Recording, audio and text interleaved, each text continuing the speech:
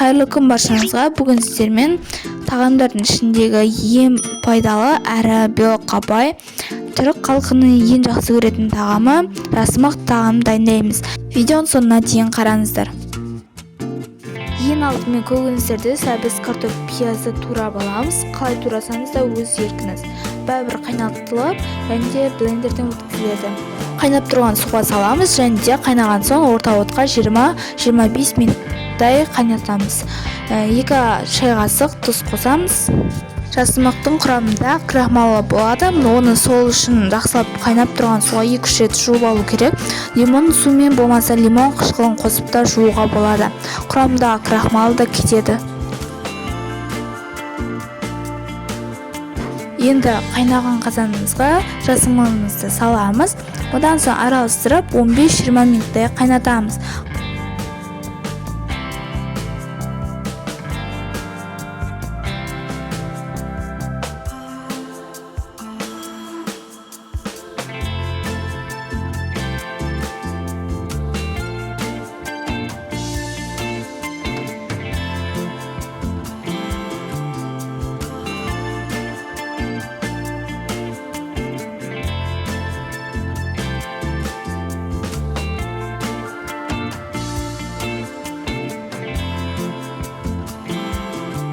Қайнап болған соң блендерден барлығын өткіземіз.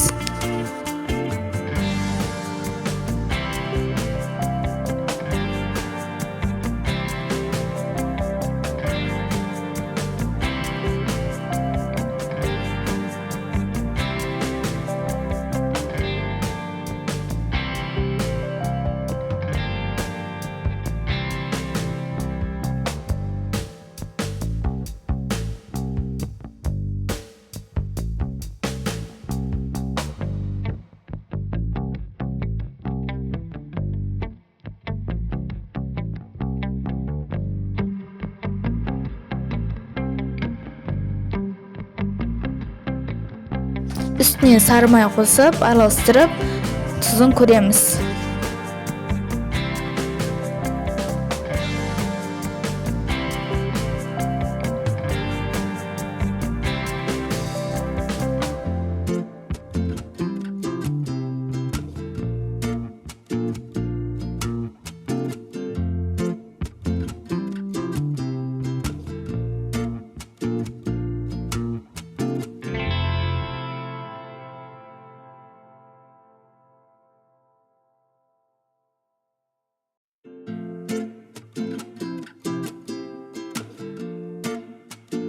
Мінекей сорпамыз дайын. Отын өшіріп 10 минут қоямыз. 10 минуттан соң дастарханға қоямыз.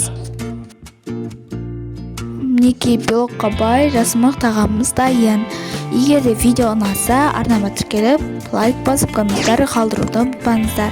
Келесі кездескенше аман сау болыңыздар.